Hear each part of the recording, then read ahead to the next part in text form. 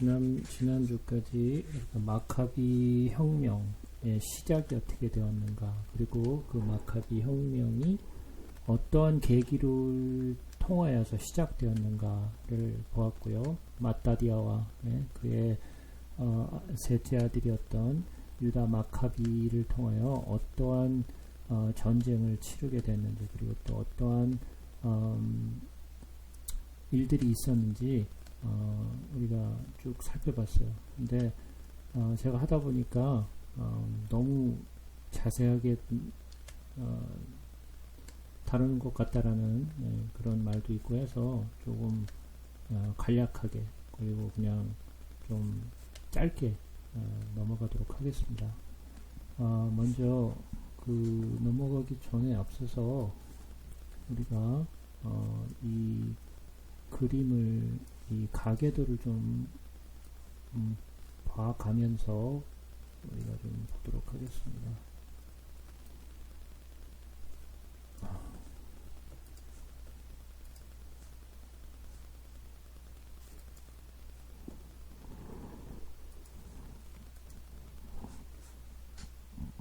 네, 보이시나요? 예, 지난 시간에도 보았던 그런 도표인데요. 좀 확대를 해서 보도록 하죠.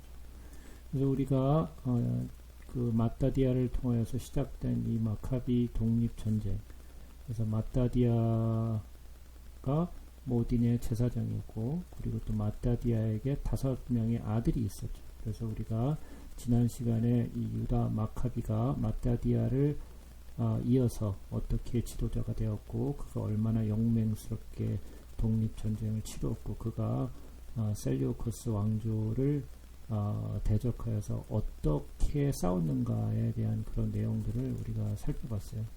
그리고 지난 시간에 유다 마카비를 같이 배우면서 엘리아살의 그 코끼리를 쳐서 죽이고 같이 이제 죽음을 맞이했던 그런 이야기까지 보았죠. 그래서 마따디아는 나이가 들어서 죽었고, 그 다음에 유다 마카비는 전쟁 가운데 죽었고, 엘리아살도 마찬가지로 전쟁 가운데 이제 죽게 되었죠. 그래서 이제 남은 아들이 이제 요한, 시몬, 그리고 요나단이었는데, 이 유다 마카비를 이어서 그 지도자의 역할을 한 것이 요나단이었어요. 요나단이 유다 마카비로부터 바톤을 이어받아서 지도자로 이제 일어나게 되죠. 근데 요나단은 막내였어요. 유다 마카비가 굉장히 용맹스럽고, 그리고 또 그가 이룬 많은 공적과, 그리고 치루었던 많은 전쟁들을 보았을 때 유다 마카비는 굉장히 전쟁에 능했고, 그리고 또 굉장히 지혜롭고 굉장히 전술에 강한 사람이었어요. 물론 그가 전술에 강하고 용맹스러워서 전쟁에 이긴 건 아니었어요. 그가 전쟁에 나갈 때마다 하나님께 부르짖었고, 또 하나님이 그의 기도를 무시하지 않으셔서 항상 전쟁을 통하여 유다 마카비가 많은 전쟁에서 이길 수 있도록, 숫자적으로도 열세인데도 불구하고 셀류커스 군대를 여러 번 대적하여서 전쟁에서 이겼었죠. 그런 반면에 요나단은 자기 형이었던 유다 마카비보다는 어떤 전술면에서, 그리고 또 어떤 용맹스러운 면에서는 좀 딸린다고 할 수 있겠지만, 요나단은 그에 비하여 언변력과 외교술이 굉장히 뛰어난 사람이었어요. 그래서 유다 마카비가 전쟁을 통하여 굉장히 이 유다 백성들을 이끌었다고 한다면, 요나단도 많은 전쟁을 치렀지만은 그는 굉장히 외교술을 지혜롭게 잘 사용을 했어요. 그래서 유다 마카비와는 조금 다른 그런 그 지도자의 역할을 감당했다고 할 수 있겠죠.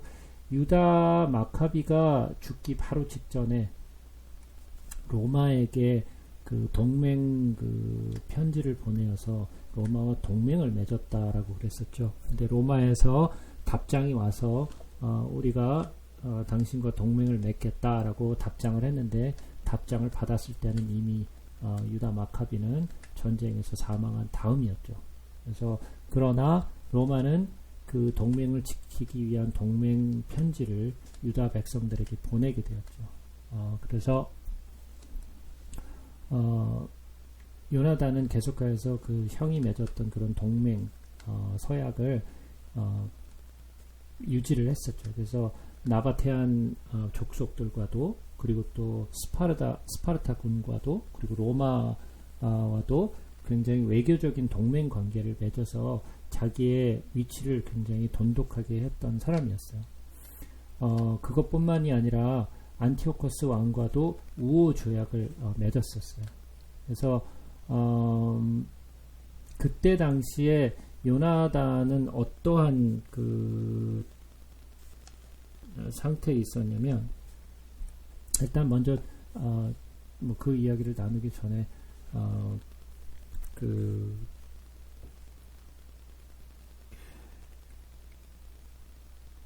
요나단이 자기 형이었던 이 요한을, 이 자기의 동맹 족속이었던 나바테안 족속에게 형 요한을 맡겼어요. 요한을 맡겼었는데, 이 많은 어떤 그 재물과, 그리고 또 이 형을 같이 이렇게 맡겨서 그 맡겨놓은 것을 이렇게 좀 지키게 하였는데, 그 주변에 있던 얌브리 사람들이 찾아와가지고 이 요한을 붙잡고 그 요나단이 맡겨놓았던 모든 재물들을 약탈을 해버렸어요. 그러고 나서 요한을 죽여버려요. 그래서 요나단의 형이었던 요한이 어처구니 없이 그냥 이 나바테인들에게 맡겼다가 갑작스럽게 이 얌브리 사람들 때문에 죽임을 당하게 되죠. 그래서 유다 마카비, 그리고 엘리아살, 그리고 요한 맏 형까지 합쳐서 다 3명이 마따디아의 아들이 죽임을 당하게 되죠. 그래서 나중에 요나단이 그 일을 듣고 나서 그 얌브리 사람들이 큰 어떤 결혼식을 이렇게 갖게 되었는데, 그 결혼식에 참여하는 사람들을, 그 신부들의 그 행렬들을 갖다가 그 공격하게 되죠. 길목을 지키고 있다. 그래서 결국은 그 형 요한의 복수를 결국은 하게 돼요. 그래서 그 결혼식은 완전히 다 그냥 그 내장지로 변하게 되고 많은 사람들이 죽임을 당하게 되죠. 그리고 이 마카비를 전쟁에서 죽였던 그 바키데스가 이번에는 요나단을 이제 없애버리려고 하죠. 근데 그때 당시에는 이 데미테리우스는 누구였냐면 그 안티오코스의 형이었죠. 그죠? 그래서 안티오코스 4세가 자기의 조카를 밀어내고 자기의 왕자를 찬탈했잖아요. 그죠? 그래서 안티오코스의 자식과, 그리고 그 안티오코스 4세의 형이었던 그 셀류코스의 아들이었던 그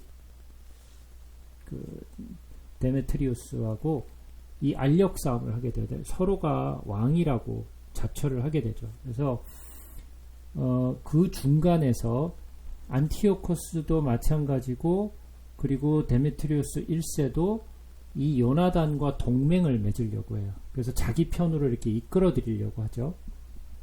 그래서 그 중간에서 요나단이 외교수를 잘 사용해서 그 자기의 어떤 위치를 견고하게 만들죠. 그래서 그 두 사람의 그 복잡하고 그 전쟁을 지금 그 앞두고 있는 그 데메트리우스 1세와 안티오코스의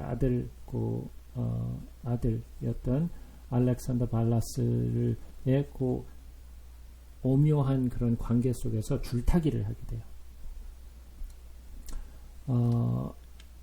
그래서 데메트리우스 1세하고 알렉산더 발라스가 요나단에게 굉장히 호의를 베푸면서 자기를 이제 지지해 줄 것을 요구하죠. 근데 요나단은 발라스의 그 제안을 받아들이게 되는데 결국 데메트리우스 1세가 그 알렉산더 발라스를 살해하게 돼요. 그래서 데메트리우스 1세가 셀류쿠스의 왕조를 차지하게 되죠. 그래서 근데 알렉산더 발라스는 그 애굽의 프톨레마이오스 6세 딸과 이제 결혼을 해서 결혼식에 요나단을 초청을 해요. 그래서 왕의 친구라고 막 환대해주고 또 유대의 통치자로 삼게 되죠. 근데 그때 당시에 요나단은 이 알렉산더 발라스로부터 어떠한 위치를 견고하게 하느냐면 그 유다를 통치할 수 있는 마치 그 왕과 같은 그런 위치를 차지하게 되고 그것과 더불어서 제사장으로 등극하게 돼요. 근데 이것이 이제 문제가 돼요. 요나단이 처음으로 왕이면서 대제사장의 역할을 감당하게 되면서 그 마카비 일가의 어떤 그 권력이 그리고 힘이 견고하게는 되었지만 이 왕과 제사장은 겸할 수 없는 거잖아요.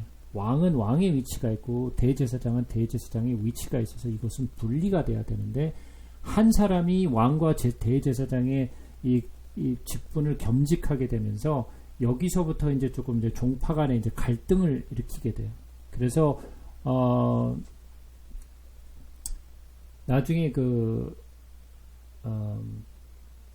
누구냐 그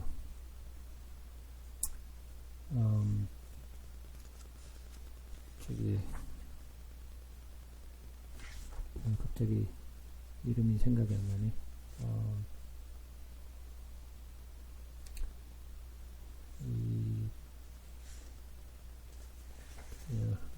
갑자기 블랭크가 들어갔네. 계파들 가운데 그 종교를 굉장히 충실하게 섬겼던 이 누구냐 그 원로들과 그리고 또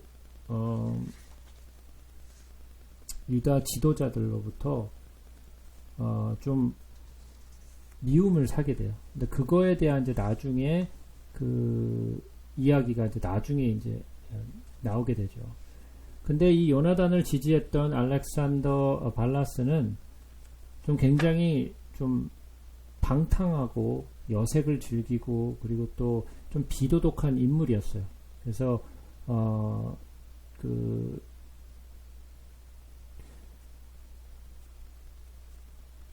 장인이었던 그 프톨레마이오스의 왕위를 차지하려고 했죠.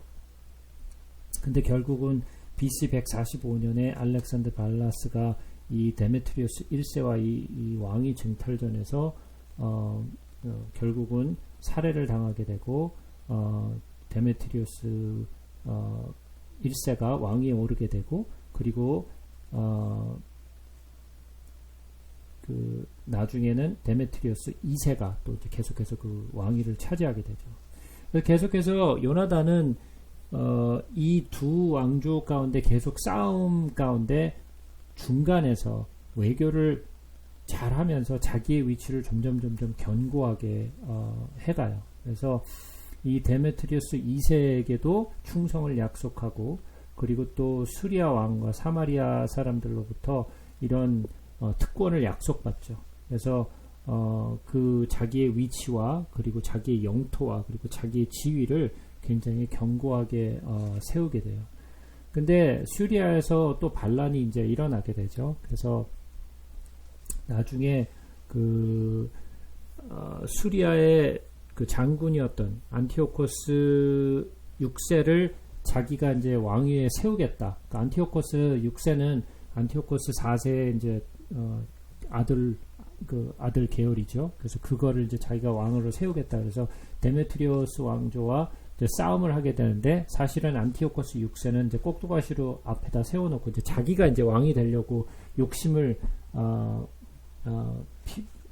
욕심을 갖게 되죠. 근데 이 데메트리오스 2세에게 충성을 하는 요나단이 거슬리는 거예요. 왜냐면 중간에서 계속해서 이 데메트리오스 왕조를 서포트를 하니까. 그래서 이 143년에 BC 143년에 이 트리포가 평화 조약을 맺는다라는 식으로 요나단을 초청하게 돼요. 그래서 요나단으로 자기를 이제 불러들여서 자기가 평화 조약을 맺자. 우리가 이제 좀 내가 당신에게 이러한 것들을 내가 보장해 줄 테니까 나와 평화 조약을 맺자고 해놓고서 잠시 그 경계를 낮췄을 때 그 경호하는 사람들을 다 체포해서 죽여버리고 요나단은 체포하게 돼요. 그래서 이 소식을 이제 형이었던 이 시몬이 듣게 되죠. 그래서 요나단이 거기로부터 이제 자기가 지켜왔던 그런 왕조 그리고 지도자로서의 위치가 이제 거기서 이제 끝나게 되죠. 왜냐하면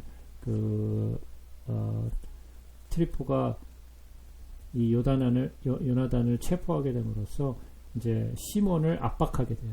내가 이제 너 시몬을 불러가지고 돈을 내놔라.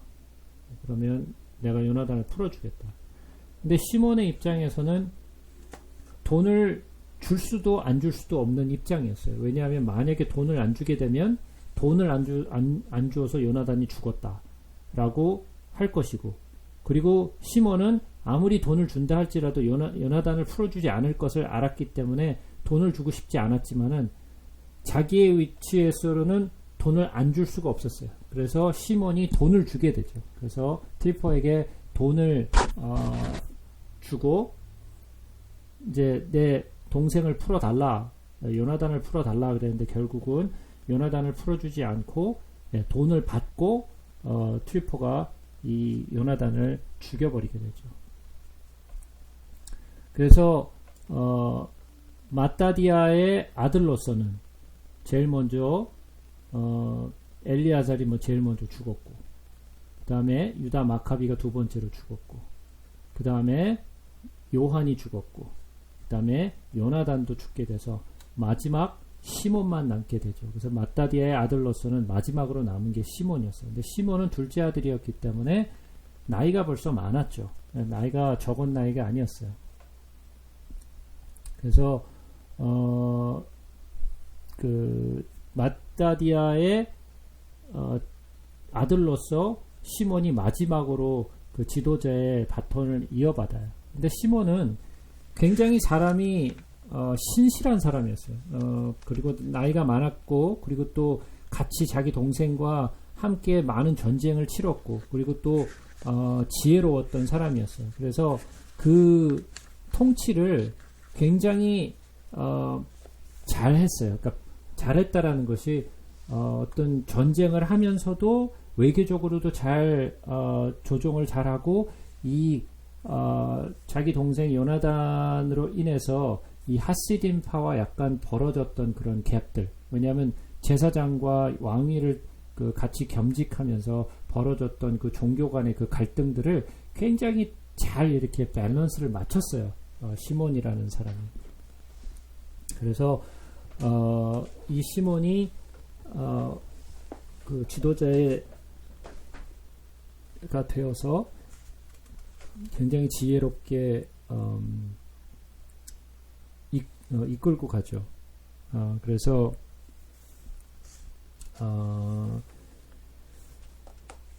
이 시몬은 요나단이 살해되고 난 다음에 트리폰이 자기 동생을 죽이고 평화 조약을 맺기로 했다가 그 자기의 맹세를 어기고 자기 동생을 붙잡아서 죽였잖아요. 그러니까 그를 대적하기 위해서는 데메트리우스 2세와 동맹을 돈독하게 하죠. 그래야 이 트리폰을 대적할 수 있으니까. 그래서 데메트리우스 2세가 동맹을 돈독하게 하는 그런 대가로서 세금을 막 면제해주고 유대의 정치적인 독립을 이렇게 허락하게 돼요. 그래서 독립적인 그런 동맹 국가로서의 어떤 위치를 세우게 되죠. 그래서 BC 142년에는 결국은 유다가 어떤 독립적인 어떤 그 자치 지방으로서 그리고 자치 하나의 작은 나라로서 이렇게 쓰게 돼요. 근데 그것이 이제 우리가 얘기하는 이 지금 그 하스몬 왕조의 이제 시대를 여는 거죠. 이제 이 시몬 바로 다음부터.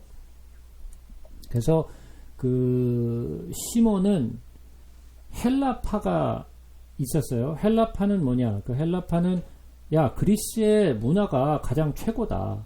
그래서 그리스의 문화를 따라가야 된다라는 사람들이 있었고 하시딤 쪽에서는 아니다. 경건하게 우리가 하나님의 율법을 지키고 우리는 헬라화 될 것이 아니라 우리의 문화를 지켜야 되고 하나님을 제대로 섬겨야 되며 율법을 잘 지켜야 된다라는 그런 이제 그 파가 있었고 또 거기에 또 마카비의 형제들을 좀 옹호하는 그런 마카비 파가 이렇게 있었는데 이런 세 개의 어떻게 보면 종교의 계파죠. 이 종교의 계파를 잘 어우르면서 이 유대를 통치했어요. 그래서 그것이 가장 그 시몬의 큰 업적이라면 볼 수 있겠죠. 그래서 시몬은 유대인의 대제사장으로서 그리고 그 군대의 장군으로서 그리고 또 통치자로서의 어떤 이런 유일무이한 어떤 그 한 나라의 지도자로서의 어떤 독립을 선언하게 되죠. 그래서 거기서 이제 만든 주하들이 있는데 그 주하에는 이제 그 거룩한 성 예루살렘이라는 그런 어떤 그런 문구를 만들어 가지고 주하에도 이렇게 막 이렇게 새겨 넣어서 자기 유다는 독립적인 국가다. 이제 더 이상 셀류커스의 왕조나 또는 이 그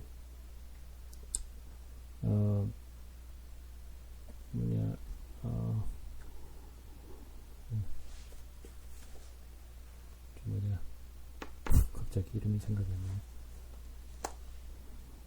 나네. 그 프톨레마이어스 왕조에게 속한 석국으로서가 아니라 하나의 당당한 나라로서 우리가 서게 된다라는 것을 보이게 되죠. 그래서 시몬이 되어서도 굉장히 많은 정치적으로 그리고 또 군사적으로 굉장히 많은 싸움을 이제 하게 되는데 아까도 말씀드렸듯이 이 요나단이나 시몬이 당신은 그 왕과 제사장을 겸직할 수 없다. 그리고 당신이 정말 아론의 후손인지 아닌지 그것조차도 우리는 알 수 없다. 그래서 그거에 대한 그 하시됨이 이제 의문들을 이제 제기하기 시작하죠. 그래가지고 하시딤 쪽에서는 어디를 그 주장하게 되면 그때 당시에 오아니스라는 그 아론의 정식 후손의 후손이 있었는데 그 후손을 옹호하게 돼요. 그러니까 마따디아의 아들이었던 이 시몬을 옹호하기보다는 이 오아니스 가문이 정식으로 제사장직을 해야 된다. 당신은 이 제사장직을 이제 그만 내려놓아라. 왜냐하면 아론의 자손만이 제사장직을 할 수 있으니까 이것을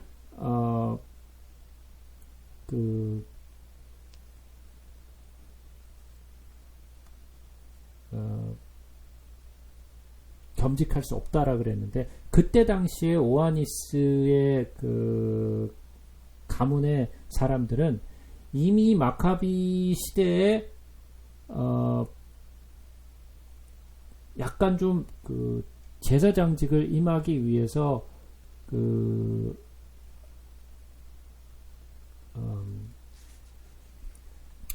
많은 뭐라고 해야 되나, 이간질을 많이 했어요. 그래서 예전에 제가 지난 시간에 그런 이야기를 잠깐 했었는데,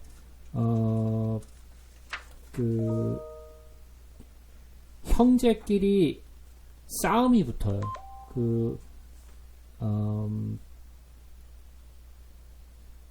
오아니스 가문에 이제 첫째 아들과 둘째 아들이 있었는데, 그 첫째 아들과 둘째 아들 가운데에서 이제 이제 알력이 생겨가지고 서로가 이제 제사장직을 막 차지하려고 하다가, 거기서부터 이제 알력이 생겨가지고 나중에 마카베오가 다스리고 있는 그 지역을 떠나게 돼요. 그래서 마카비 혁명이 나면서 이 오아니스의 가족들이 다 애굽으로 이주를 하게 돼요. 그래서 오아니스의 가족이 여기 없기 때문에 대제사장직을 맡을 수가 없었어요. 오아니스 가족이 대제사장직을 맡아야 되는데 여기 없으니까 외국으로 가버렸으니까. 그래가지고 지금 잠정적으로 다시 오아니스의 가문이 돌아올 때까지 잠정적으로 대제사장을 맡고 있는 것으로 그렇게 회의에서 결론을 내게 되죠. 그래서 여기서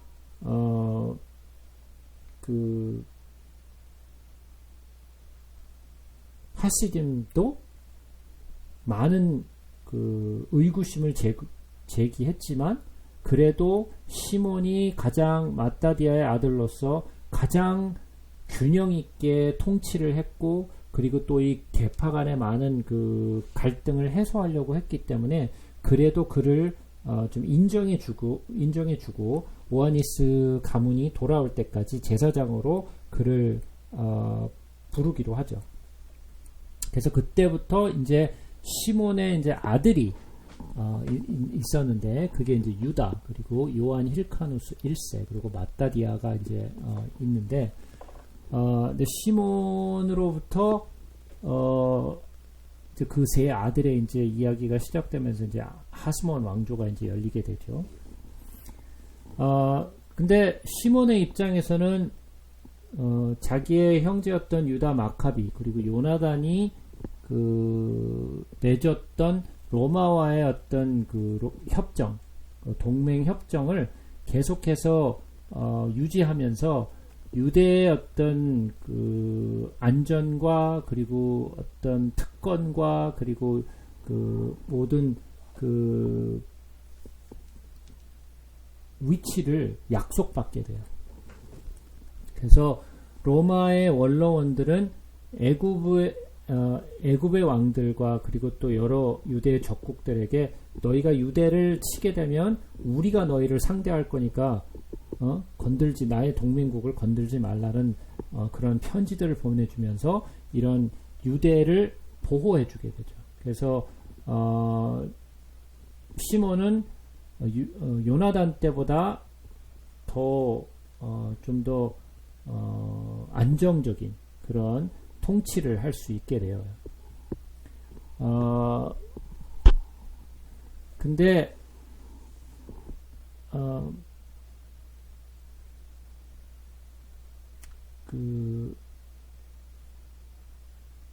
시몬도 이제 나이가 많다가 보니까 많은 어떤 면에서 실수도 좀 하게 돼요.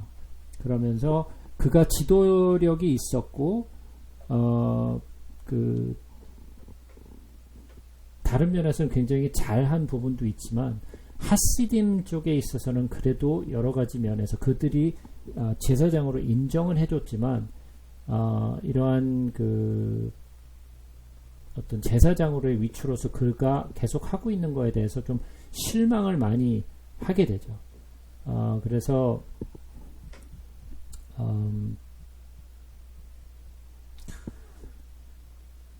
하시딤과의 그 갈등이 요나단 때보다는 심하지 않았지만 그래도 굉장히 완화된 상태에서 시몬을 섬긴 그런 하시딤파가 있는가 하면 이 시몬의 그 왕과 제사장을 겸직하는 것에 대해서 불만을 품은 사람들 가운데 거기서 분리되어서 나온 그런 하시딤파들이 있었어요. 그 분리되어서 나온 하시딤파들이 결국은 어떠한 그 조직을 이루게 되냐면 그것이 이제 에세네파의 어떤 기초를 이루게 되죠.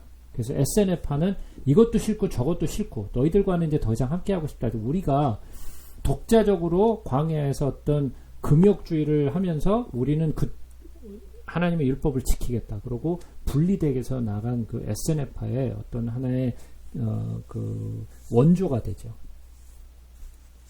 예. 그래서 시몬은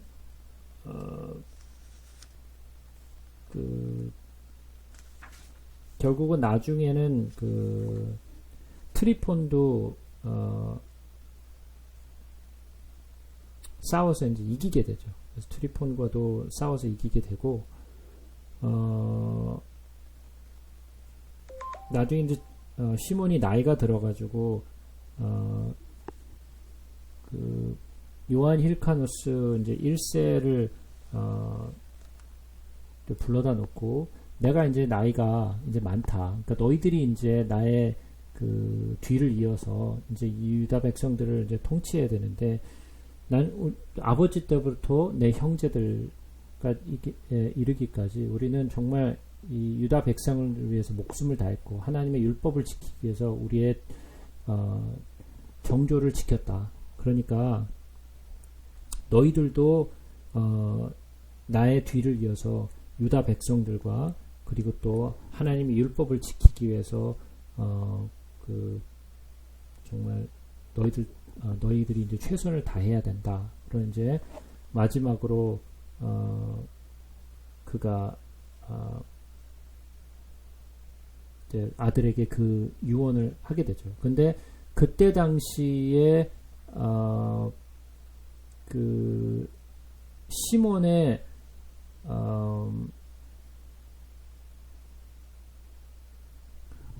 사위가 있었어요. 시몬의 사위가 있었는데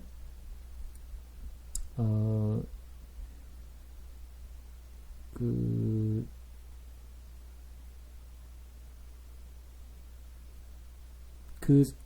사위가 결국은 야심을 품고 시몬을 살해하게 돼요. 마지막으로. 그래서 시몬이 자기 사위에게 어처구니 없는 그런 그 살해를 당하게 되고 그 살해를 당하게 됨으로써 드디어 이제 요한 힐카누스 1세가 그 대를 이어서 아버지의 대를 이어서 이제 유다 하스몬 왕조를 이제 열게 돼요. 그래서 그것이 우리가 지금 보고 있는 그 요한 힐카누스 1세 그리고 또 유다 하스몬 왕조의 이제 첫 시초가 되죠.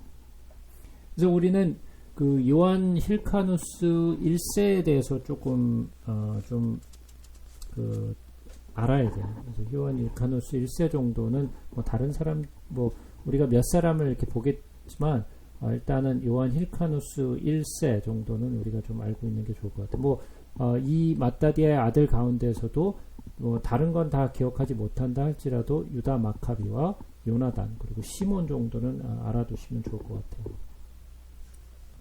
그래서 이제 맏다디아의 아들이었던 그 5 형제가 그 유다의 통치를 이제 드디어 마치게 되고 이 마카비 독립 전쟁에 막을 내리게 되죠. 그래서 이제 시몬의 이제 아들이 요한 힐카누스 1세가 뒤를 이어서 이제 그 왕위를 이제 올라서게 돼요. 근데 아까도 말씀드렸지만 그 셀류쿠스 왕조에서 이 유다의 이 그 주권을 이제 허락하게 되고, 그리고 또 대제사장으로서의 위치도 이제 인준하게 되면서 그가 이제 두 역할을 계속 감당하게 되죠. 그래서 셀류쿠스 왕조에게서는 내가 너희에게 이러한 모든 것들을 허락해 주겠지만 네가 가지고 있던 그 땅들은 원래 우리 셀류쿠스 왕조에 속한 그런 땅이니까 나에게 땅을 다시 돌려달라. 그래가지고 요한 힐카누스가 원치 않지만 땅을 다시 돌려주게 돼요.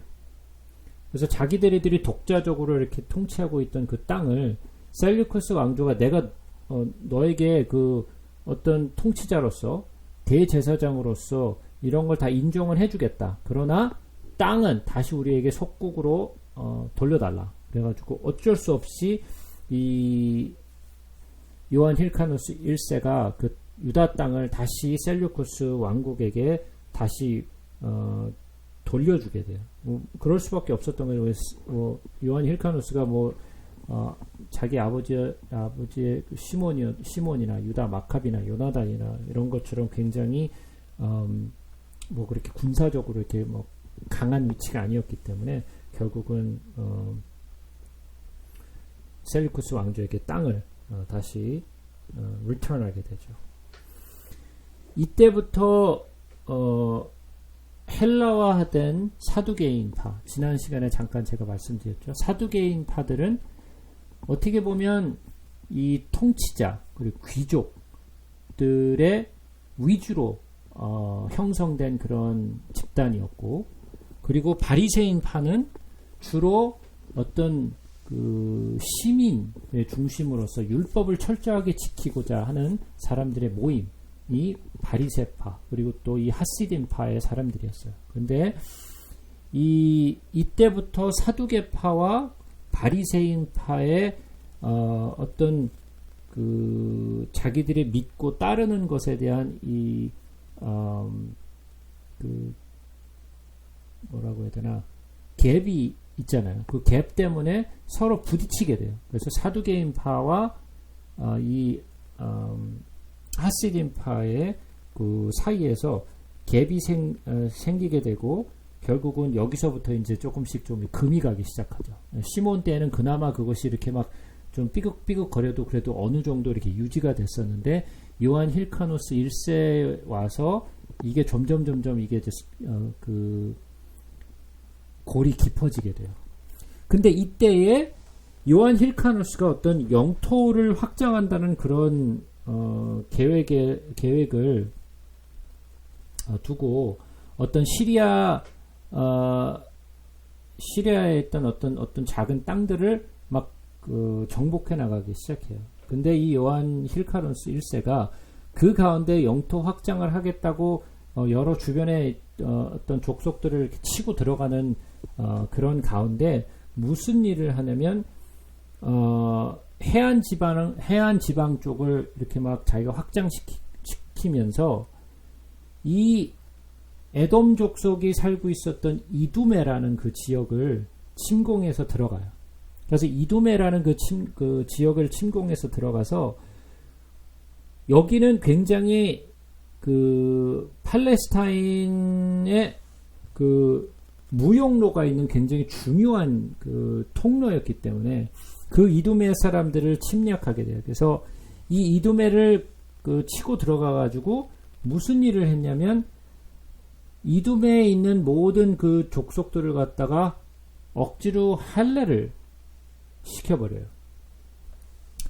이 이두메 사람들을 억지로 할례를 시킴으로써 무슨 일을 하냐면 이 사람들을 갖다가 유대교로 종속시켜요.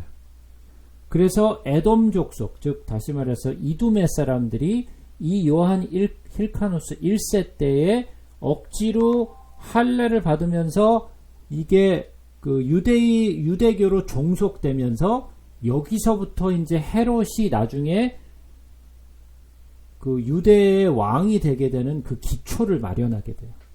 그래서 그것을 했던 사람이 바로 요한 힐카누스 1세였어요. 그래서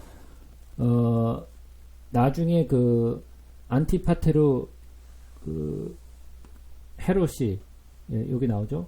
헤롯 안티파테르가 여기 나오는데 이 안티파테르가 자기는 그 유대인의 그 유대인이다라고 자기가 자칭하고 나오게 되죠. 그 빌미를 제공한 것이 바로 요한 힐카노스 1세였어요. 그래서 결국은 요한 힐카노스 1세가 영토 확장을 하겠다고 나서면서 그 많은 나라들을 치고 들어가면서 그 이두메 지방을 공격하고 그 사람들을 억지로 할례를 시킴으로써 유대교로 전향시키는 그 길을 열었던 사람이었죠.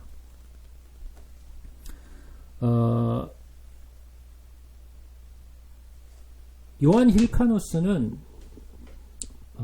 사두개파에 가까웠어요.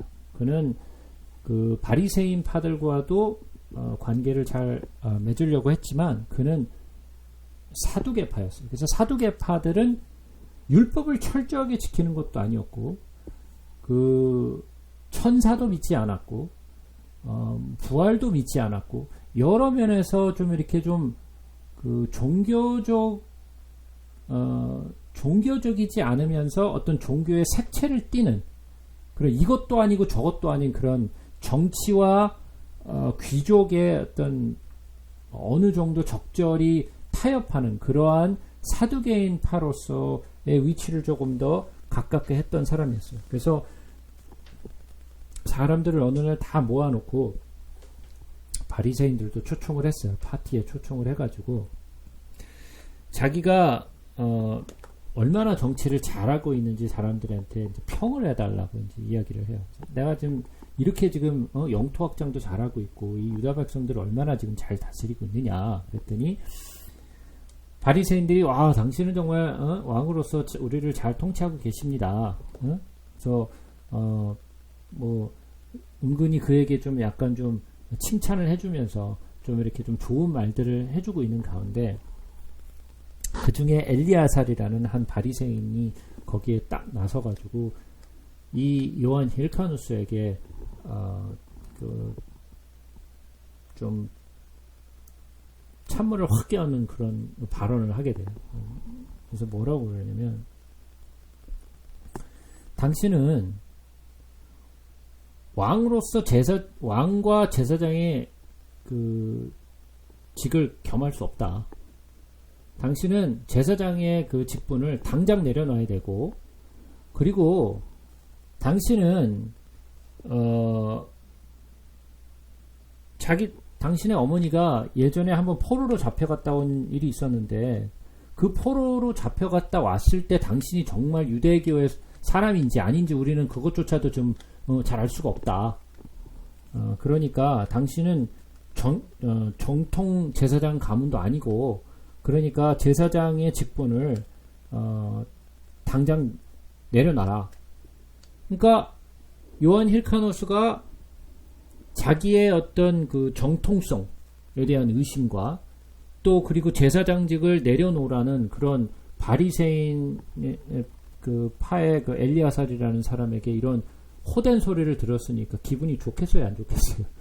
기분 다들 좋아가지고 이렇게 좀 좋은 얘기 막 나누고 있는데 갑자기 거기다 찬물을 확 끼얹는 그런 이야기를 하니까 이 요한 힐카누스가 기분이 확 상했죠. 그래서 그때부터 이 요한 힐카누스 1세가 이 바리새인파에 대해서 굉장히 뭐라고 해야 되나 미움을 이제 갖게 되죠. 그래서 바리새파를 굉장히 좀 뭐라고 그래야 되나 지고하기 시작해요. 이것이 그냥 단순히 엘리야살 그 말을 직언을 했던 엘리야살만을 미워한 게 아니라 이 엘리야살을 포함한 틀림없이 엘리야살이 이런 이야기를 했다라는 것은 바리새파 사람들이 전체적으로 봤을 때 나에 대한 이런 불만감이 있구나. 나를 인정하지 않고 나를 이렇게 좀 좀 밉살스럽게 보는 그런 시각이 있구나라는 것을 이제 알고 전체적으로 이 바리새인들을 좀 미워하게 되죠. 그러면서 이 요한 힐카노스가 결국은 자기는 바리새파 사람이 아니라 자기는 그 사두개파라는 것을 확실하게 밝히고, 그리고 또 이 힐카노스 1세 때 이 사두개인들이 활개를 치기 시작해요. 이때 비로소 이제 사두개인들이 이제 어떤 조그만 하나의 단체로서의 모양을 나타내는 게 아니라 귀족과 그 정치인으로서의 어떤 굉장히 파워풀한 어떤 한 개의 어떤 파로서 이렇게 형성이 되죠. 그래서 정치적인 성향 그리고 귀족적인 성향을 띤 이 사두개파가 있고, 그리고 또 이제 하나님의 율법을 철저하게 지키고자 했던 이 그 하시딤 계파와 굉장히 이제 서로 이제 좀 갭이 생기게 되죠. 골이 생기게 되죠. 근데 이 힐카노스 1세가 헬라적인 그런 어떤 그 확장, 그리고 헬라적인 문화를 조금 더 많이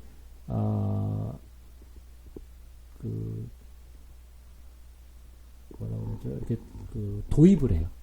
그러다 보니까 하시딤파로 인하여서 당신은 이런 하나님의 그 백성의 어떤 율법과 규례를 중요시하는 것이 아니라 이런 헬라의 문화들을 많이 이제 받아들이고 이런 것을 장려한 거에 대해서 굉장히 하시딤파들로서부터 이렇게 좀 반감을 사게 되죠.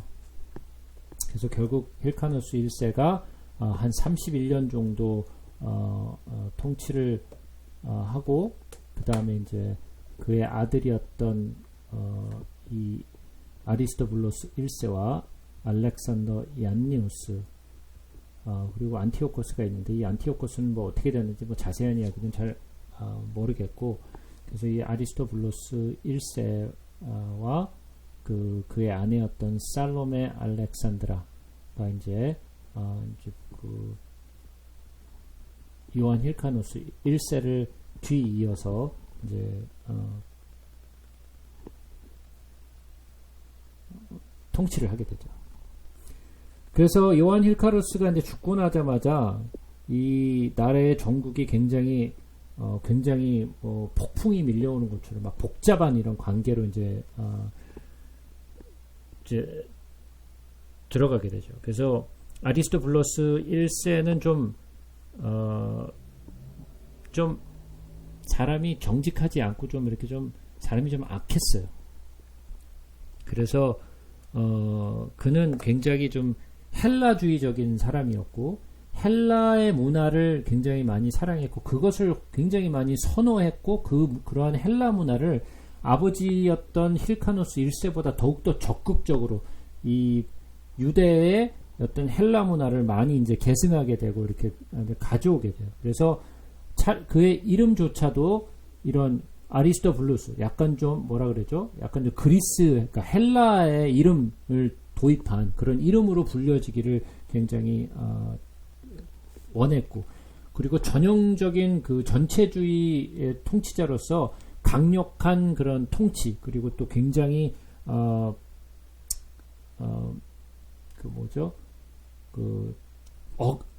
억압적인 그런 그 통치를 하게 돼요. 그래서 자기 형제들 가운데 거의 3명 정도는 옥에 가두고, 또 그 옥에서 그 형제들 셋 가운데 둘은 감옥에서 죽여버리죠. 그래서 그리고 또 한 명은 또 왕궁에서 또 살해해버리고, 그래서 그 어떤 자기의 그 돈독한 어떤 뭐라 그러죠? 그 통치를 위해서는 자기 형제들도 정말 이렇게 죽이고 감옥에 가둬서 죽임으로써 그의 그 욕심과 그리고 그의 어떤 그 왕위를 돈독하게 하고자 하는 그런 일들을 좀 많이 했어요. 그리고 그도 또한 그 아버지 힐카노스 1세처럼 그 영토 확장에 굉장히 노력을 많이 했고, 그렇지만은 많은 술과 그리고 또 사람들 가운데서 일어나는 그런 많은 반란과 이런 복잡한 일 때문에 그 거의 한 여기서 보시면 아시겠지만 아리스토블레스 1세가 통치했던 기간은 BC 104년에서 103년. 그러니까 얼마나 통치했죠? 예, 1년 통치를 했어요. 1년 통치. 1년 통치하고 죽었으니까 뭐 별로 그렇게 오래 통치를 한 게 아니죠. 그죠?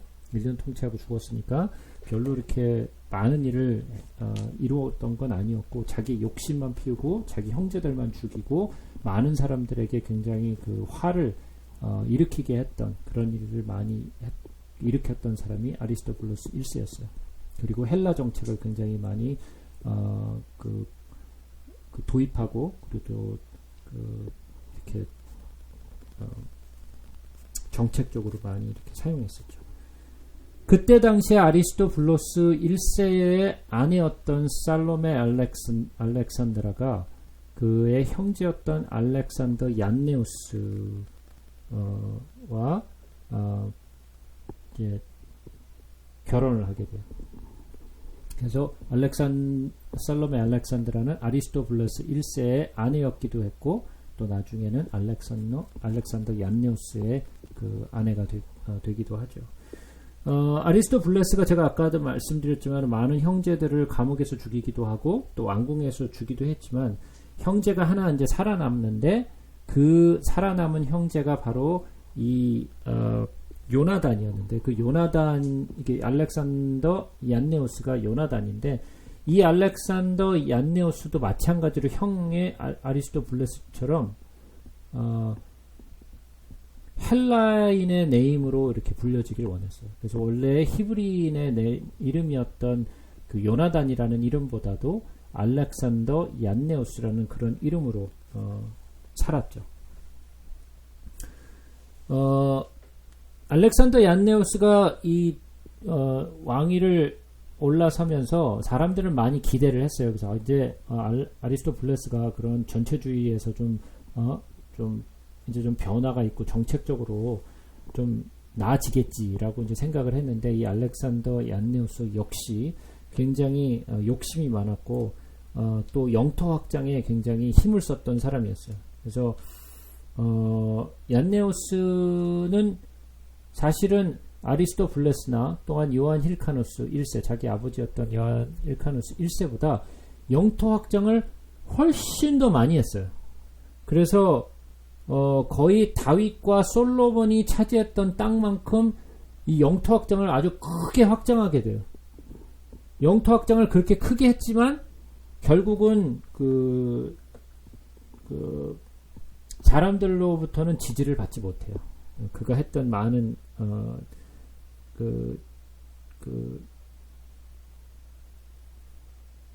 어떤 하시dim 사람들로부터 지지를 받지 못했고, 많은 국민들로부터 인정받지 못했었어요. 그래서 그는 굉장히 왕으로서 인정을 받고 싶어 했고, 그리고 좀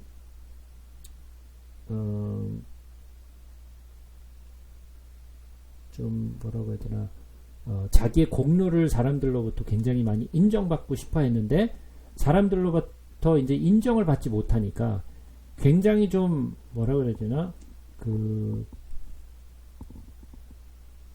불만이 좀 많았고, 그 불만이 이제 막 표출이 되기 시작했는데, 알렉산더 얀네우스는 노골적으로 이 바리새인들을 굉장히 싫어했어요. 바리새인들을 굉장히 경멸하고 싫어하다 보니까 자기에게 반발하는 그런 이 바리새인들을 무참하게 그냥 다 학살해서 죽여버렸어요. 자기에게 반발하는 바리새인들을 가만두지 않고, 왜냐면 싫어했으니까. 이 바리새파들은 나를 인정하지 않고 나를 왕으로서 받아주지 않는다라는 그런 마음이 있었기 때문에 굉장히 바리새파들을 사람들을 싫어했고, 또 그는 굉장히 헬라주의적인 사람이었고, 그리고 철두철미한 그런 사두개파였기 때문에 이 바리새인 파들이 조금만이라도 뭐 좀 자기에게 반대하는 그런 기색을 보이면 가차없이 사람들을 죽여버렸고, 그들을 모독하고, 그리고 또 굉장히 싫어했죠. 근데 어떤 일이 있었냐면,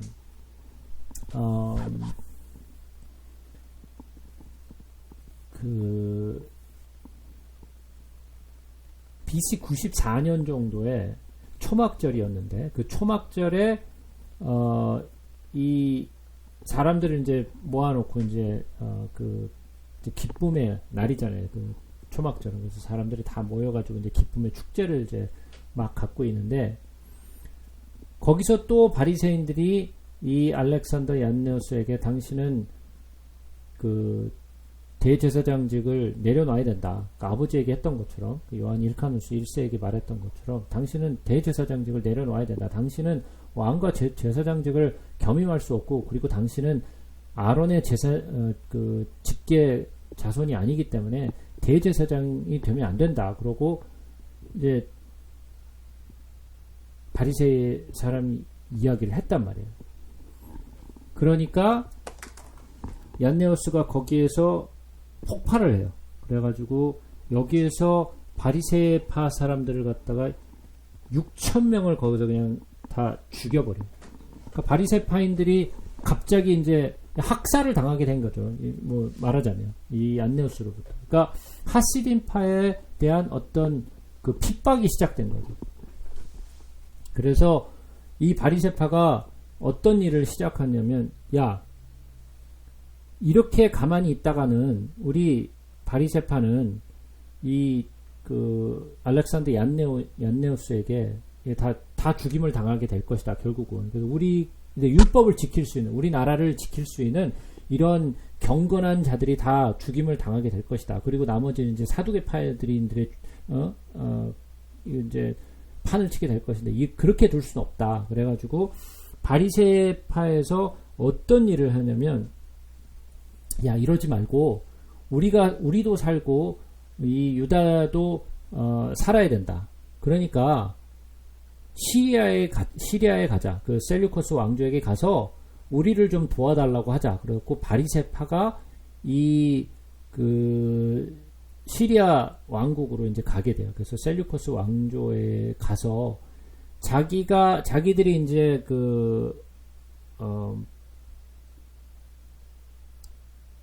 어떤 위치에 있는지, 그리고 우리를 좀 도와달라. 그래가지고 시리아군을 이끌어들이게 돼요. 그래서 시리아군은 얼씨구나 하고 들어오게 되죠. 그래갖고 지원군을 이제 파병하게 되는데, 그 지원군을 파병하게 되면서 무엇을 바리새인들이 깨닫게 되냐면, 이 시리아군이 와가지고 자기의 어떤 원했던 이 알렉산더 얀네오스를 몰아낸 것이 아니라 막 그 유다 백성들을 약탈하고 겁탈하고 막 이런 일들을 하는 거예요. 그러면서 이 바리새인들이 그런 시리아의 군의 모습을 보면서 그때 깨닫게 되는 게, 야, 우리가 좀 뭔가를 잘못한 것 같다. 이렇게 했다가는 우리가 알렉산더 얀네오스를 잡으려고 하다가 우리 유다인들을 다 몰살시키게 되는 그런 결과를 초래할 수도 있겠다. 그래서 뒤늦게 이제 깨닫게 되죠. 그래가지고 시리아 왕 데메트리스의 원군을 요청을 해서 시리아군들이 이제 주둔을 하게 되는데, 바리새파인들이 이제 깨닫게 되면서, 이건 우리가 정말 실수했다. 뭐 정말 조그만 걸 잡으려고 우리가 늑대를 불러들였구나. 그런 이제 생각을 깨닫게 돼서 다시 얀네오스에게 다시 돌아가게 돼요. 얀네오스에게 자신들의 행한 것들, 그러니까 자기가 데메트리어스 그 원군을 요청하게 된 이야기를 그들이 고백하게 돼요. 그래가지고 알렉산더 얀네오스가 그 바리새인들의 이야기를 듣고 군대를 모아가지고 이 시리아군, 이 데메트리어스 원군들을 몰아내요. 그래가지고 알렉산더 얀네우스가 이 시리아군의 데메트리어스의 군대를 몰아내고 나서 이제 자기의 이제 도시와 어떤 그 모든 것을 이제 되찾게 되죠. 그래서 자기가 이제 잘못 불러왔던 그 시리아 군인들을 다 몰아내서 잘 됐다라고 생각을 했는데, 그것이 이제 바리새파인들에게는 아주 크나큰 이제 비극을 불러오게 되죠. 얀네우스가 원래부터 바리새파인들 사람들을 미워하고 싫어했는데, 지금 자기를 몰아내려고 데메트리어스 군을 요청해가지고 그 군대를 불러들인 거 아니에요. 그러니까 바리새인들을 원래부터 미워했는데 얼마나 더 미워하겠어요. 그래서 자기를 적으로 돌렸더니 바리새인 사람들을 갖다가 800명 정도를 갖다가 십자가에 못 박아 죽여버려요. 그것뿐만이 아니라 십자가에 바리새인 사람들을 한 800명 가까이를 십자가에 매달아 놓고 나서 무슨 일을 하게 되냐면, 그들의 이제 자녀들, 그리고 뭐 부인들, 딸들, 뭐 이제 자식들을 그 앞에다, 그 십자가 매달려 있는 그 앞에다 갖다 놓고서 거기다가 막 막 혀를 빼다가 혀를 막 잘라버리고 막 그 참혹한 짓을 해요. 이 알렉산더 얀네우스가. 그래가지고 이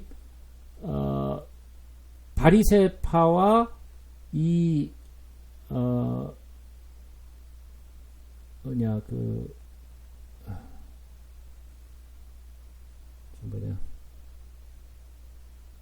사두개파에 이제 더 이상 이제 건널 수 없는 그러한 갭이 생기게 돼요. 더 이상 바리새인들과 사두개파는 이제 더 이상 하나로 합쳐질 수 없는 그런 이제 완전히 갈라서는 그런 계기를 이제 마련하게 되죠. 그래서 바리새파인들에게 아주 크나큰 그런 어떤 그 핍박을 줌으로써 바리새인파로부터 미움을 사게 돼요. 그리고 거기다가 막 신성 모독을 막 하기도 하고, 그래서 얀네오스의 그 핍박을 피해서 많은 바리새인들이 유대를 떠나게 돼요. 왜냐면 거기에 있다가는 언제 죽을지 모르니까. 그래서 결국은 얀네오스가 이 바리새인 사람들을 그렇게 미워하고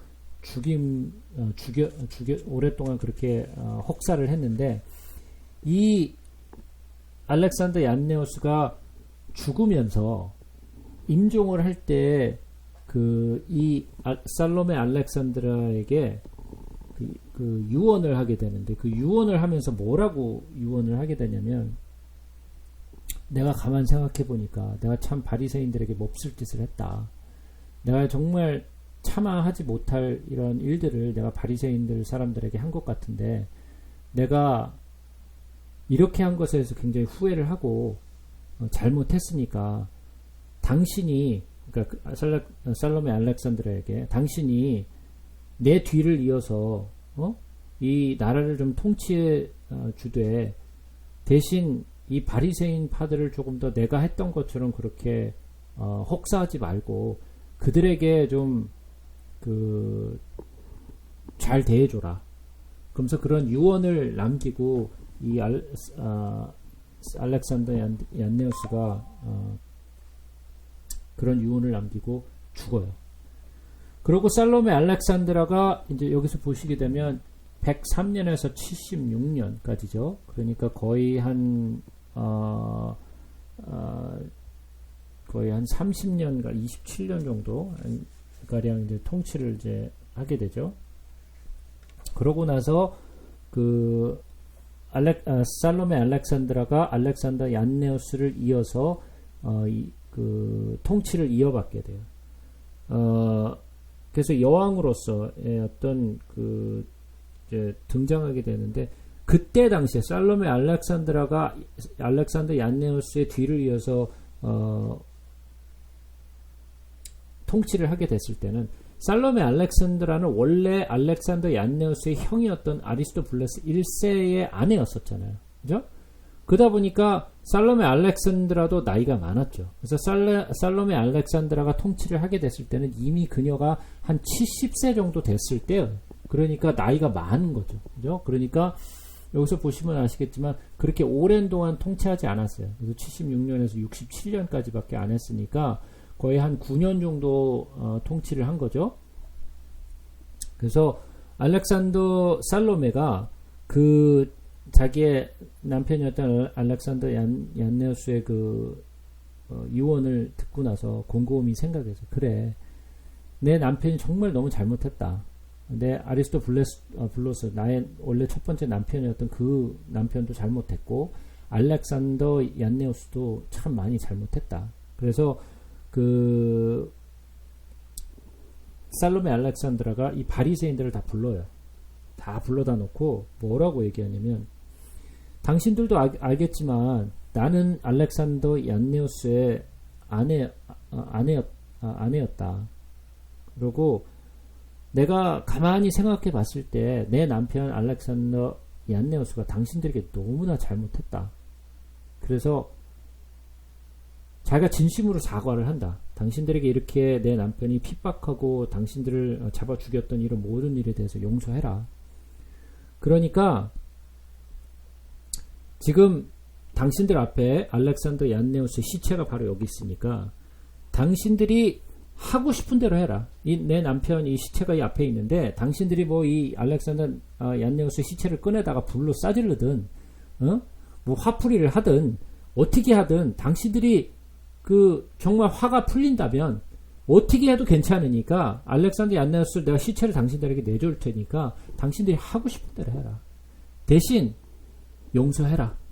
내 남편이 그렇게 잘못했던 거, 당신들에게 이 바리새인들에게 잘못했던 것들을 용서해라. 그래서 바리새인들이 이런 이야기를 살로메 알렉산드라에게 듣고 나서 굉장히 당황을 하게 돼요. 이게 뭐지? 이게 뭐지? 이게 또 무슨 자기들도 죽이려는 또 이게 또 이거 무슨 계략인가? 또 우리들한테 이거 화풀이 하라고 해놓고서 만약에 화풀이 하려고 그러면 너희들 바로 그놈들이어서 그랬고 잡아갖고 다 죽이는 거 아닌가? 그걸 이제 막 의심을 하게 되죠. 근데 살로메 알렉산드라의 그 진심을 알게 돼요. 그래서 정말 살로메 알렉산드라가 바리새인들에게 용서를 구한다라는 것을 알게 되고 바리새인들이 되게 감동을 해요. 그래서 이 하스몬 왕조에게 등을 돌렸었는데 이 살로메 알렉산드라 때문에 사람들이 이 살로메 알렉산드라를 영웅으로 이제 추대하게 돼요. 그러고 이 살로메 알렉산드라가 이 바리새파를 인정해 줌으로써 어떠한 일이 생기게 되냐면, 원래 아리스토블로스 1세와 알렉산더 얀네우스가 통치를 할 때는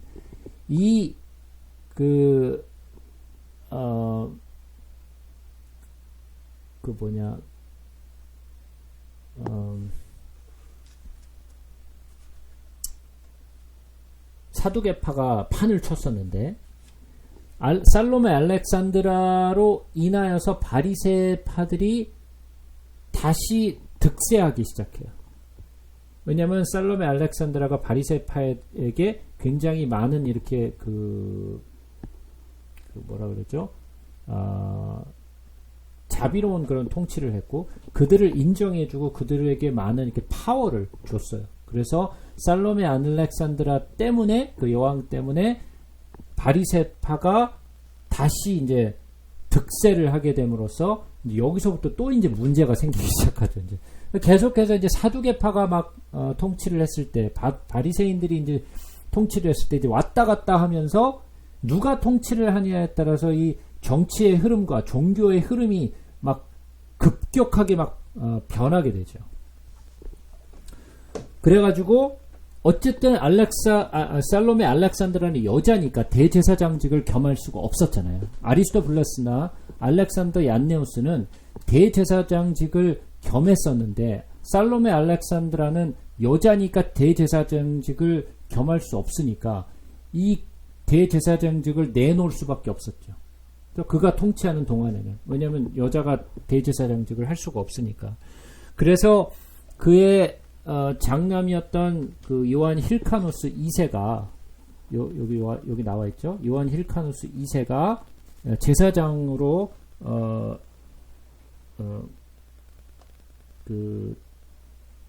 인정받아서 대제사장으로 이제 직임을 하게 돼요. 그래서 요한 힐카노스 2세가 대제사장으로서 이제 등극하게 되고, 아리스토블로스 2세는 이제 통치자로서, 즉 다시 말해서 이제 왕위를 계승하는 쪽으로 이제 이렇게 좀 갈리게 되죠. 그러니까 아리스토블로스 1세와 알렉산더 얀네우스까지는 하스몬 왕조가 왕과 제사장직을 겸직을 했었는데, 이 살로메 알렉산드라 때에 와서 여자였기 때문에 대제사장직을 겸직을 할 수 없었기 때문에 그 대제사장직을 요한 힐카노스 2세에게 전가를 해주고, 그 다음에 자기의 그 통치와 어떤 많은 그 왕권을 갖다가 아리스토블로스 2세에게 이제 나누어서 주게 되죠.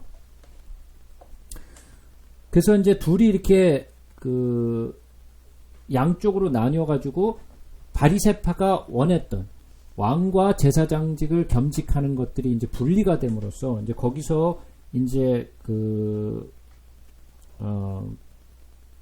이제 조금 더 완화가 되죠. 근데 여기서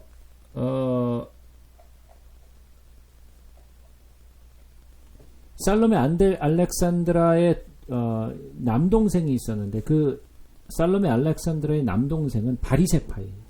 그래서 바리새파였기 때문에 그가 굉장히 바리새파를 굉장히 많이 도와줬어요. 가지고 그때 당시에 그 유대인들이 어떤 종교적인 어떤 교육 체계를 굉장히 이렇게 체계화하게 되는 그런 이제 계기가 되죠. 그때 당시에 우리가 알고 있는 많은 유대인들의 그 초등 교육, 그리고 우리가 알고 있는 그 어떤 에스라의 그 율법 정신들을 굉장히 체계화시키는데 그때가 바로 그 아리스토블로스 2세 그리고 요한 힐카노스 2세 때 이제 정립이 되게 돼요. 그래서 살로메 알렉산드라가 통치를 하는 동안에 그녀는 굉장히 이런 이 사두개파와 바리새파를 어떻게 해서든 통합해 보려고 굉장히 노력을 많이 했는데, 결국은 화해를 하지 못해요. 결국은 그 갭이, 그때 제가 말씀드렸던 그 갭이, 벌어졌던 그 골이 너무 깊어졌기 때문에 결국은 화해를 하지 못하고 결국은 서로가 이제 막 그 알력 싸움을 하게 되는 상태에서 결국은 이 살로메 알렉산드라가 그 화해를 결국 이루지 못하고 죽게 되죠. 근데 문제는 살로메 알렉산드라가 죽고 나서 아리스토블로스 2세와 요한 힐카노스 2세, 그러니까 요한 힐카노스 2세는 제사장으로서, 아리스토블로스 2세는 이제 왕권을 가진 사람으로서 이제 이게 권력이 이제 분리가 됐잖아요. 그죠? 근데 바리새파들은 어디로 뭉쳤냐면 요한 힐카노스 2세 쪽으로 몰렸어요. 왜냐하면 제사장 계열이니까 그쪽으로 이제 힘을 이제 합치게 되죠. 그리고 사두개파였던 사람들은 정치와 그 귀족들을 중심으로 한 이 사두개파는 어디로 붙었냐면 아리스토블로스 2세에게 이제 붙게 돼요. 그래서 하시딘파는 요한 힐카노스 2세를 옹호하게 되고, 그 다음에 정치와 이런 어떤 귀족들은, 왕족들은 전부 다 아리스토블로스 2세 쪽으로 이제 붙게 됨으로써 이 요한 힐카노스와 아리스토블로스 2세 간에 이제 알력이 생기게 되죠. 그래가지고 바리새인들은 장자이면서 제사장이었던 요한 힐카노스가 왕위를 차지해야 된다라고 이제 옹호를 하게 되고, 그 다음에 사두개인파들은 그게 무슨 소리냐, 요한 힐카노스는 제사장이니까 너희들 얘기하는 대로 그냥 제사장직이나 해야지 무슨 왕위를 할 수 없다. 그래가지고 왕위는 아리스토블로스 2세가 가지고 있고 그가 군대를 다스리고 있으니까 아리스토블로스에게 그것이 그 왕권이 주어져야 된다. 그래가지고 이제 권력이 이제 나누어지게 됐는데 바리새인파들이 이제 워낙 득세를 하게 됐잖아요. 살로메 알렉산드라 때문에. 그래서 득세를 하는 바람에 요한 힐카누스 2세를 갖다가 재빠르게 왕위에 앉혀요. 바리새인파가. 그래서 왕위에 그래야 자기네들이 득세를 하니까 계속해서. 왜냐하면 요한 힐카누스는 제사장으로서 자기네들을 보호해주고 자기네들의 이렇게 뭐라 그러죠? 이렇게 권위를 인정해줄 수 있으니까. 그랬는데 요한 힐카누스 2세를 왕위에다 얹히려고 바리새파리 그렇게 힘을 써서 올려놨는데 군대는 아리스토블로스 2세가 가지고 있잖아요. 그러니까 아리스토블로스 2세가 군대를 이끌고 예루살렘 성으로 들어오게 돼요. 근데 요한 힐카누스는 군대를 자기가 다스리고 있는 것도 아니고 그러니까 그런 군사력이 없잖아요. 왕권으로서의 힘도 없고 그래서 요한 힐카누스 2세가 자기의 왕권을 아리스토블로스 2세에게 동생에게 물려주고 난 원래 이런 원래 왕권에 욕심이 없었다. 그러고 아리스토블로스 2세에게 그 왕권을 이양해주고 그 다음에 요한 힐카누스는 망명을 떠나게 돼요. 그래서 망명을 떠나게 되는데 여기서부터 이제 바리새인파와 사두개파가 이제 막 서로 이제 막 권력 싸움을 이제 하게 되죠. 근데 이 요한 힐카누스 2세가 자기가 망명을 떠나면서 누구한테 가게 되냐면 바로 이두메의 안티파테르한테 가게 돼요. 그러니까 요한 힐카누스가 헤롯 안티파테르 1세에게 망명을 가게 되는 거예요. 그래서 여기서부터 이제 결국은 이제 나라가 완전히 이제 하스몬 왕조에서 이두메 왕조로 이제 그 파워 시프트가 이제 일어나게 되는 거예요. 누구 때문에? 요한 힐카누스 2세 때문에. 요한 힐카누스 2세가 헤롯 안티파테르에게 이제 가게 됨으로써 그러니까 헤롯 안티파테르는 굉장히 권력에 욕심이 많은 사람이었어요. 그리고 우리가 생각하기에 헤롯의 가문은 굉장히 성경적으로 봤을 때 그냥 잔인무도하고 아주 악독한 왕이잖아요. 맞아요. 그러나 이 헤롯 이 집안은 정치적으로서 그리고 또 뭐라 그러죠?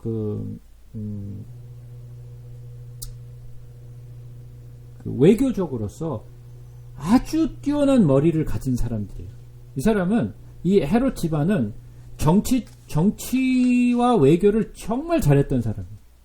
아주 뛰어난 그런 실력파의 사람이었고 사람들을 어떻게 자기에게 자기를 도와줄 수 있게 만드는 그런 능력이 있었어요. 그러니까 그런 외교적인 면에서 정치적인 면에서 굉장히 뛰어난 모습을 드러내게 되죠. 근데 아리스토블로스 2세는 사두개인들이 이제 권력을 이제 지지함으로써 아주 왕위를 이제 자기 형이었던 요한 힐카누스 2세로부터 이제 왕위를 이제 다시 돌려받게 됨으로써 이제 왕위를 이제 올라서갖고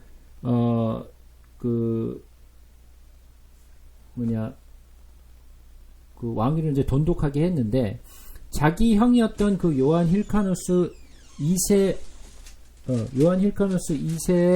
딸과 결혼하게 돼요. 그래서 결국은 뭐냐면 자기의 니스죠. 네? 자기 형의 딸이니까 그러죠. 그래서 힐카누스의 딸이었던 알렉산드라하고 결혼을 같이 이제 하게 되는데 결국은 그 결혼도 오래 가지 못하죠.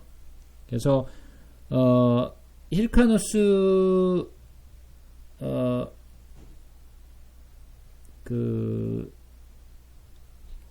힐카누스 2세는 망명을 가가지고 거기서 헤롯한테 이제 이런저런 이제 불평을 막 이야기하게 돼요.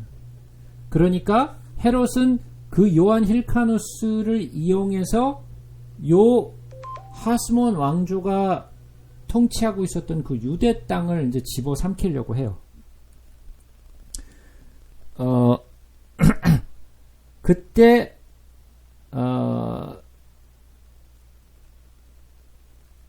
이 안티파테르 1세가 요한 힐카누스를 이렇게 막 뭐라 그러죠? 충동질을 하게 돼요. 야, 너는 장자고, 어? 그리고 너는 이렇게 바리새인들로부터 이렇게 인정을 받는데, 너는 왜 그거를 그냥 동생한테 그걸 다 왕권을 다 그냥 넘겨주고 그냥 망명을 했냐? 내가 도와줄 테니까, 내가 도와줄 테니까 가서 다시 왕권을 회복해라. 내가 도와줄게. 그리고 이 안티파테르를 등에 업고 요한 힐카누스 2세가 드디어 예루살렘으로 군대를 몰고 다시 들어와요. 그래서 이 안티파테르가 이제 그 유다에서 이제 정치적인 어떤 그 발판을 이제 마련하게 되죠. 그래가지고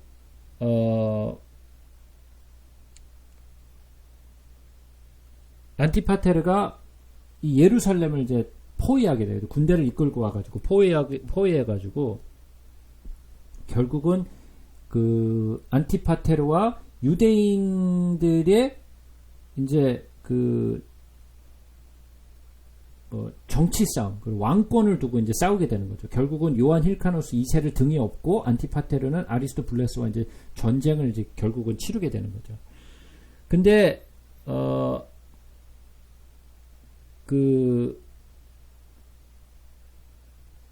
뭐라 그래야 되나?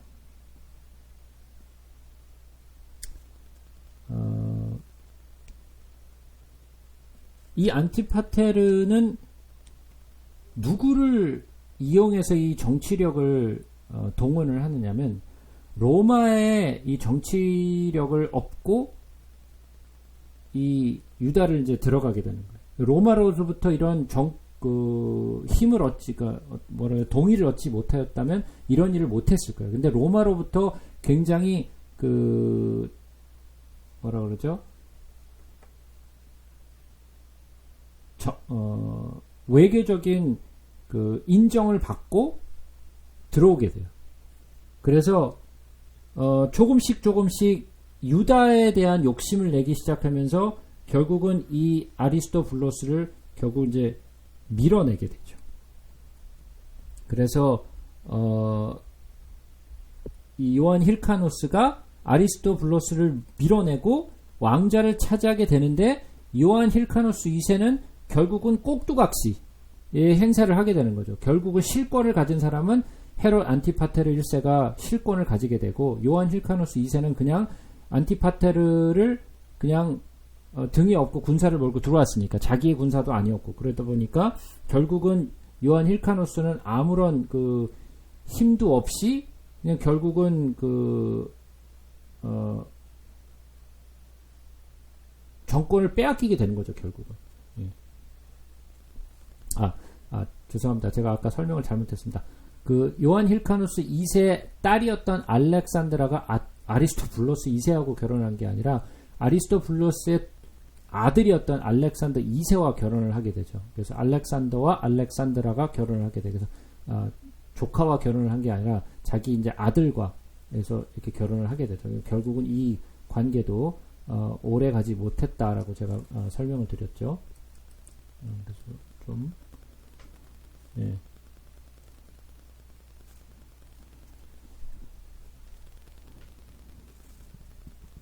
자, 그래서 여기 이제 보시게 되면 나중에 이제 우리가 알고 있는 이제 헤롯 대왕이 이제 나중에 나올 텐데 이 헤롯 대왕 안티파테르 1세와 안티파테르 2세를 거쳐가지고 이 이제 안티파테르 2세의 아들이었던 여러 명의 그 아들 가운데 헤롯 대왕이라고 우리가 알고 있는 그 헤롯 대왕이 이제 정권을 잡게 되는데 이 헤롯 대왕이 이둠의 그 사람이잖아요. 비록 그가 아까 여기 얘기했던 요한 힐카누스 1세 때문에 억지로 그 이두메 사람들이 유대교를 전향을 해서 그 마치 이제 유대인인 것처럼 이렇게 행사를 하게 되잖아요. 그래서 근데 유대 사람들이 이 이두메 사람들을 유대인으로 인정해주지 않았단 말이죠. 그래서 나중에 어떻게 되느냐? 이 헤롯 대왕이 나중에 알렉산더 2세와 알렉산드라와 그 두 사이에서 나왔던 자식들 가운데에서 나중에 이제 결혼을 하게 돼요.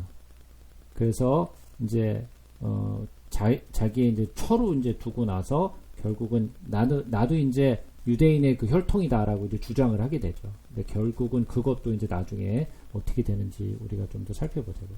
그래서 일단은 여기까지 대충 이 하스몬 왕조의 요한 힐카누스 1세로부터 아리스토블로스 1세, 그리고 알렉산더 얀네우스, 그리고 살로메 알렉산드라, 그리고 살로메 알렉산드라의 자식이었던 그 알렉산더 얀네우스 사이에 그 자식이었던 아리스토블로스 2세와 요한 힐카누스 2세, 그리고 요 두 형제들 사이에 그 사두개인과 바리새인들 파에 껴가지고 이 두 형제는 사실은 그렇게 나쁜 형제 사이가 아니었는데 사두개인파와 바리새인파의 그 파벌 싸움 때문에 이 두 형제가 원수지간이 되게 되죠. 결국은 그래서 요한 힐카누스가 그 헤롯 안티파테르에게 그 망명을 갖다가 헤롯 안티파텔이 요한 힐카누스를 등에 업고 이 유대의 정권을 이제 야금야금 이제 갉아먹는 이제 그런 일이 되고, 아리스토블로스 2세를 밀쳐내고 요한 힐카누스 2세를 왕위로 올려놓으면서 자기가 그 실권을 이제 가져가게 되는 거죠. 그래서 여기서 이제 우리가 몇 개를 이제 보겠습니다. 그래서 여기서 우리가 이제 로마가 이제 어떻게 개입하게 됐는가에 대해서 우리가 조금 더 살펴볼게요. 그래서 이 로마가 유대 역사에 도대체 어떻게 등장하게 되고 그 헤롯 안티파테르 1세와 로마의 관계는 어떠한 관계였는가를 우리가 조금만 좀 살펴보고, 그 다음에 로마의 그 시작에 대해서 우리가 조금 더 좀 살펴볼게요. 그래서 아리스토블로스 2세하고 힐카누스 2세 사이에 이제 왕권을 놓고 아까 막 싸웠다라고 제가 말씀드렸잖아요. 그런데 그것은 결국 사두개인과 바리새인파 간의 어떤 그 종파 싸움, 그 종교 싸움이었죠. 어떻게 보면 자기 권력을 놓고 이제 그 알력 싸움을 하게 됐는데, 이 하스모니아 가문의 이런 알력 다툼이 로마에까지 이제 알려지게 돼요. 로마인들 사이에서 그 하스모니안 왕조가 요즘 그 형제들끼리 왕권을 놓고 다툰다고 하더라. 그래서 결국은 그 소식이 로마에까지 들어가게 돼서 로마에서 폼페우스 장군을 파송을 시켜요. 그거를 이제 좀 잠잠하게 해야 된다. 그러니까 어떤 그 요한 힐카누스 2세와 아리스토블로스 2세 사이에 벌어진 요 갭, 그리고 이 암투 싸움을 그 이유로 해서 로마는 이제 다른 또 마음을 품고 있었던 거죠. 그래서 폼페우스 장군을 이제 파송하게 돼서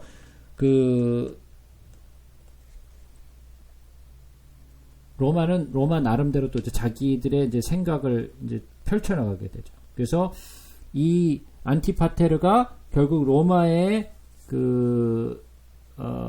폼페우스 장군을 앞세워서 이제 예루살렘으로 이제 진군해서 들어오게 되고, 그래서 요한 힐카누스 2세가 아리스토블로스 2세를 로마군을 등에 업고 결국 헤롯 안티파테르가 로마군을 이제 끌어들인 거죠. 그래서 결국은 그 힐카누스 2세가 이제 권력을 이제 잡게 되죠. 그래갖고 폼페우스가 이제 그 장교들을 이끌고 이제 예루살렘으로 이제 들어가게 되죠. 근데 폼페우스 장군이 모르니까 성전에 이제 막 들어가요. 그래가지고 그것 때문에 막 유대인들이 막 굉장히 막 격분을 하죠. 왜냐면 이방인이 막 성전에 들어갔으니까 막 난리가 난 거죠. 근데 폼페우스 장군은 거기서 막 뭐 난동질이나 어떤 약탈이나 뭐 그런 것은 하진 않았어요. 근데 결국은 그 성전에 들어갔다는 것만으로 많은 사람들, 유대 사람들로부터 이제 공분을 사게 되죠. 그래서 아리스토블루스 2세가 왕권에서 밀려나고 요한 힐카노스 2세가 등극하게 되면서 결국은 안티파테르 1세가 그 실권을 잡게 되면서 이 하스몬 왕조가 드디어 이제 결국은 나락의 길을 걷게 되죠. 그래서 결국은 로마가 지배하는 어떤 하나의 속국으로 이제 변하게 되는 거예요. 그래서 우리가 신약 성경에 들어가서 이제 로마군들의 로마의 땅이 이제 속국으로 이제 나오게 되죠. 그 유대가 그러한 이유가 바로 여기에서 요한 힐카노스 2세와 아리스토블루스 그리고 헤롯 안티파테르 요 세 명의 그 싸움 때문에 그리고 폼페우스 장군이 이제 여기에 이제 합세를 함으로써 결국은 이제 자기네들이 가졌던 그 주권, 자기네들이 가졌던 어떤 통치권을 다 잃어버리게 되는 거죠. 그래서 안티파테르는 이 아리스토블루스를 쫓아내고 나서 이 이제 기회를 삼아가지고 이제 그 정권과 그리고 세력을 이제 넓혀가죠. 근데 그것을 힐카노스 2세는 막을 수가 없었어요. 왜냐면 자기의 능력이 하나도 없으니까 전부 다 안티파테르가 다 계획을 해서 한 것이기 때문에 결국은 아무것도 하지 못했어요. 근데 이 안티파테르 이제 2세가 이제 드디어 이제 등장하게 되죠.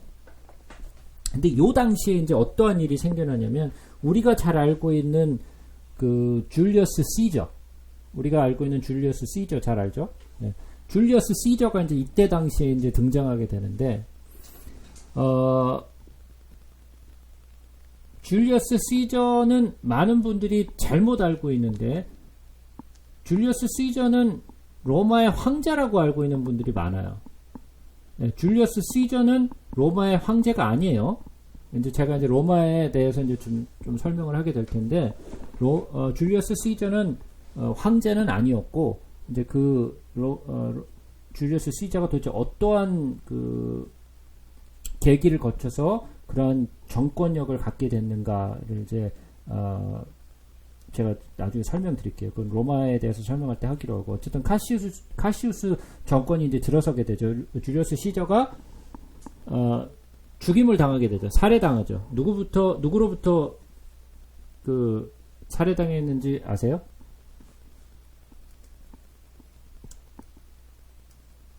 네? 누구로부터? 네? 그쵸, 브루투스. 브루투스 너마저도 뭐 그러면서 예, 그 얘기는 뭐 잘 아시잖아요, 그죠? 그래서 이제 그 이야기를 살해를 당하게 되죠. 자기가 굉장히 아꼈던 뭐 자기의 양자처럼 생각했던 그 브루투스에게 죽임을 당하게 되면서 카시우스 정권이 들어오면서 막 이 상황이 막 굉장히 복잡하게 돌아가죠. 근데 그때 당시에 안티파테르 그 헤롯의 가족들은 제가 아까도 말씀드렸죠. 굉장히 정치적으로 외교적으로 뛰어난 실력을 가지고 있었다 그랬잖아요. 그래서 재빠르게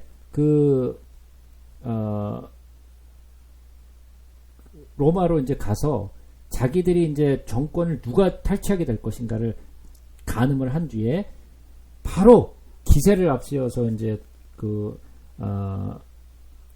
안토니우스에게 이제 거기다 이제 딱 붙죠. 그래서 그가 이제 정권을 잡게 되니까 그래서 안토니우스에게 딱 붙어가지고 뇌물을 막 이렇게 주면서 자기의 정권을 보장받게 돼요.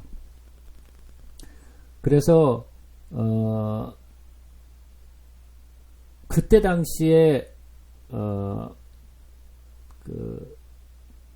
파르티아인들이 예루살렘 성으로 이제 막 쳐들어오게 되는데 아리스토블루스 2세의 아들이었던 아리스토블루스 2세의 아들이죠. 그러니까 여기 지금 안티고노스가 이제 여기 알렉산더 2세와 안티고노스가 있는데 안티고노스를 자기들의 이제 왕과 제사장으로 이제 앉히게 돼요. 그래서 이 그 파르티아인들이 그래서 안티파테르가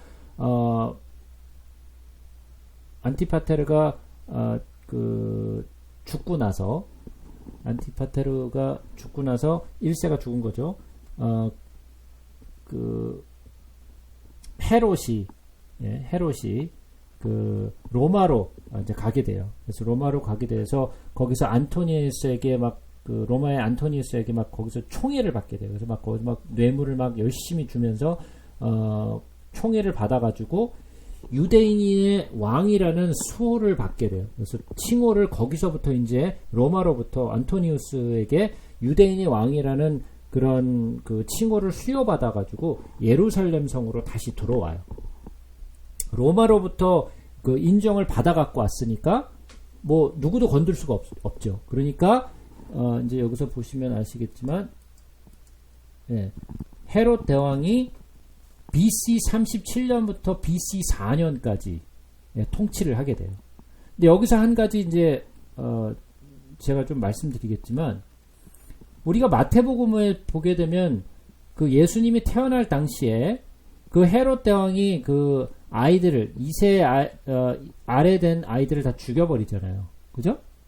그 이야기가 나오게 되는데 헤롯 대왕은 BC 4년에 죽었어요. BC 4년에 죽었어. 그럼 뭐야? 말이 안 되잖아요. 네? 그러면 BC에서 AD로 넘어가는 그 새에 예수님이 태어났다라고 그래서 우리는 지금 AD 21년에 살고 있다라고 얘기를 하잖아요. 그래서 예수님이 태어난 때부터 시작해가지고 2021년이 되었다라고 얘기를 하잖아요. 근데 이제 그것에 대해서 제가 나중에 말씀을 드릴게요. 그것이 왜 그렇게 되었는가. 근데 사실은 예수님이 태어날 당시는 이 BC 4년이었어요. 그러니까 우리가 알고 있는 AD 빵년이 아니라 BC 4년, 그러니까 헤롯 대왕이 아직 살아있을 때였죠. 그러니까 예수님이 태어난 것은 우리가 알고 있게 지금 2021년이라고 얘기하지만 사실은 2021년이 아니라 정확하게 따지면 2025년이 되는 거예요. 아니, 그것이 봐. 아니요, 2025년이 아니라 2020년이 아니죠. 갑자기 헷갈리네. 2021년에서 4년을 빼니까 2018년이 되는 거죠. 2018년이 되는 거예요. 그죠? 왜냐면 예수님이 태어나신 때가 BC 4년이니까. 그래서 헤롯 대왕이 통치를 했을 때는 BC 37년부터 BC 4년이에요. 그래서 이때 안토니우스에게 총애를 받아가지고 유대인의 왕이라는 그 칭호를 수여받아갖고 예루살렘 성에 들어와서 거기서 이제 통치를 하게 되죠. 근데 여기서 헤롯 대왕이 예루살렘에 들어와서 자기가 왕이다 그러고 나서게 되지만 차마 자기가 대제사장이다라고 얘기는 할 수가 없었어요. 왜냐면 말도 안 되지. 이게 어떻게 대제사장이 돼? 대제사장은 아론의 직계 자손만이 될 수 있는데 안 되잖아요. 그러니까 그 바벨론에 있는 하나넬이라는 사람을 갖다가 대제사장으로 이제 임명을 하게 되죠. 그래갖고 자기가 유대인의 왕이라는 그런 합법적인 그 어떤 그 주장을 하기 위해서 하스몬 왕가의 후손이었던 이 미레암네의 그러니까 결국은 시몬 대제사장의 딸이었던 이 미리암네와 결혼을 하게 돼요. 그래서 자기가 하스몬 왕조의 그 계통이다라는 걸 주장하기 위해서 일부러 결혼을 한 거죠. 뭐 좋아서 결혼한 거라기보다는 그 자기가 이제 하스몬 왕조와 연관성이 있다. 자기 이제 여기에 이제 하스몬 왕조에 이제 자기도 합쳐졌다라는 걸 이제 증명하기 위해서 헤롯 대왕이 그런 일을 이제 벌이게 되죠. 그래서 미리암네의 어머니였던 이 알렉산드라는 하스몬가의 사람도 아닌 이런 헤롯 대왕이 갑자기 자기가 무슨 대제사장이 된 것처럼 막 그렇게 행동하고 자기가 왕인 것처럼 막 행동을 하니까 분노하죠. 그리고 자기가 멋대로 그냥 바벨론에 하나넬을 갖다가 제사장으로 지멋대로 막 세워놓고 그러니까 이 알렉산드라가 막 분노하죠. 그래가지고 그건 안 된다. 그래서 요한 힐카누스 2세의 손자였던 이 아리스토블로스, 이 아리스토블로스를 그 대제사장으로 세워라. 어디다 뭐 밑도 끝도 없는 그런 하나날 같은 사람을 뭐 바벨론에다 데려다 놓고 그게 무슨 대제사장이라고 부르느냐. 그러니까 이 원래 그 힐카누스 2세의 자손, 힐카누스 2세가 대제사장으로서의 역할을 감당했었으니까 그의 이제 손자였던 아리스토블로스를 갖다가 대제사장으로 이제 세워라. 그러고 이제 편지를 이제 막 보내고 막 이제 계획을 세우게 되죠. 그래서 결국은 그 클레오파트라 7세, 우리가 알고 있는 그 유명한 클레오파트라 7세에게 이제 편지를 써요. 그래가지고 그 클레오파트라의 파트너였던 안토니우스에게 압력을 좀 그 헤롯 대왕에게 해가지고 이 아리스토블루스를 대제사장으로 세우게 해달라. 근데 이 알렉산드라가 그때 당시에 그 누구냐 그 클레오파트라 7세와 굉장히 어떤 긴밀한 관계가 있었던 것 같아요. 근데 제가 이제 클레오파트라 7세에 대해서도 이제 로마에 대해서 이야기를 하면서 제가 이제 설명을 해드리겠지만, 클레오파트라 7세는 줄리어스 시저와도 그 연인 관계였고, 그리고 또 그 안토니우스도 그 줄리어스 시저가 죽고 난 다음에 안토니우스와도 그 연인 관계를 맺죠. 그래서 굉장히 파워가 있었어요. 그때 당시에 안토니우스가 이제 통치를 했을 때만은. 그래서 그 안토니우스를 통하여서 헤롯 대왕을 그 프레스해가지고 결국은 아리스토블루스를 제사장으로 세우게 돼요.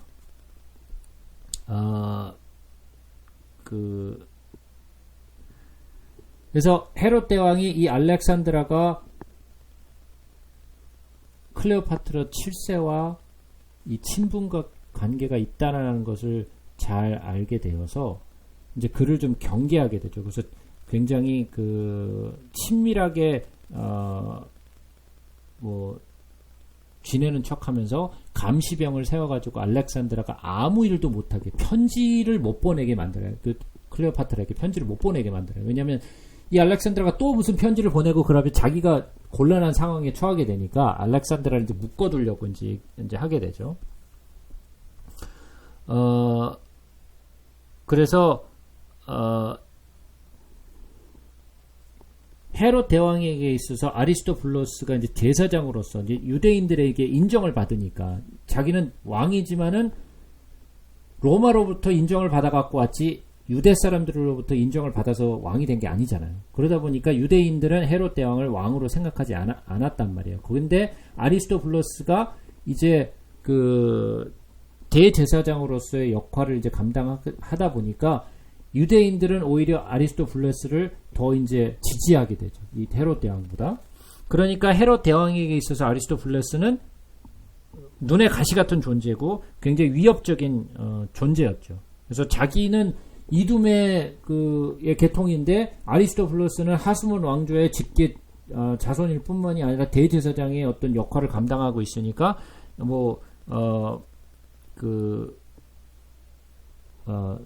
위협을 느끼게 돼서 결국은 헤롯 대왕이 아리스토블루스를 살해하게 돼요. 그래서 죽여버리죠. 그래서 아리스토블루스를 죽여버리고, 그러고 나서는 아리스토블루스가 마치 목욕하다가 질식사를 한 것처럼 사람들한테 이제 이야기를 하게 되죠. 그래서 자기가 죽인 게 아니다. 왜냐면 자기가 죽였다 그러면은 또 막 반란이 일어날 테니까. 그러니까 자기가 죽이지 않은 것처럼 아리스토블루스를 죽여놓고서 아무 일도 없었던 것처럼 이제 일을 마무리하려고 그러죠. 그랬는데 알렉산드라는 이미 알죠. 결국은 헤롯 대왕이 자기의 아들이었던 아리스토블루스를 죽인 거를 알고 알렉산드라가 또다시 클레오파트라 7세에게 편지를 또 써요. 그래가지고 이 헤롯 대왕을 그 로마의 그 심판대에게 세우게 해달라. 헤롯 대왕이 우리 아들 그 아리스토블루스 대제사장을 죽였는데 당신이 좀 힘을 써서 안토니우스에게 이 헤롯 대왕을 갖다가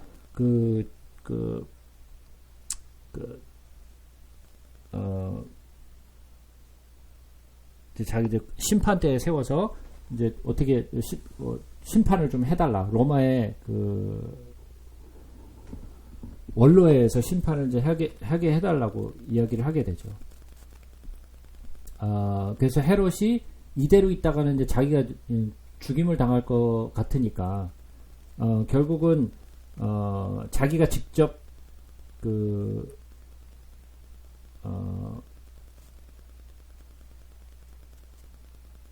이제 망명을 떠나요. 이 헤롯 대왕이. 자기가 어쩌면 이제 안토니우스에게 죽임을 당할 것 같으니까 이제 자기가 이제 떠나면서 뭐라고 그러냐면, 자기가 만약에 로마에 가가지고 만약에 자기가 죽임을 당하게 되거든. 그러면 내 아내 미리암네도 죽여버려라. 미리암네까지 이제 자기가 만약에 로마에 가서 자기가 거기서 죽임을 당하게 되거든. 미리암네도 죽여버리고 다 죽여버려라. 그런 이제 명령을 내놓고 헤롯 대왕이 결국은 로마로 가게 되죠. 그러나 결국은 그럼에도 불구하고 이 헤롯 대왕은 아주 교묘한 사람이었고, 그리고 이 정치적으로 외교적으로 뛰어난 그런 사람이었기 때문에 결국은 그 안에서도 살아남죠. 그리고 다시 로마로 다시 돌아오게 돼요. 이제 그것에 대해서 이제 제가 좀 말씀드릴게요. 제가 로마에 대해서 좀 말을 해야 되는데 이 로마에 대해서 오늘 말을 다 못할 것 같네요. 그래서 다음 시간에 제가 이제 로마에 대해서 조금 더 얘기를 하고, 그리고 헤롯 대왕에 대해서 조금 더 얘기를 하고, 이제 이 신구약 중간사는 마치도록 하겠습니다. 그리고 한 반 정도는 제 생각에 마지막 신구약 중간사를 다루게 될 것 같고, 아마 한 반 정도는 저희가 이제 신약으로 들어가게 되지 않을까 싶네요. 그래서 다음 시간에 이 중간사를 다 마치고 신약을 들어가는 것으로 일단은 계획을 정하겠습니다. 여기까지 질문이 있으신가요?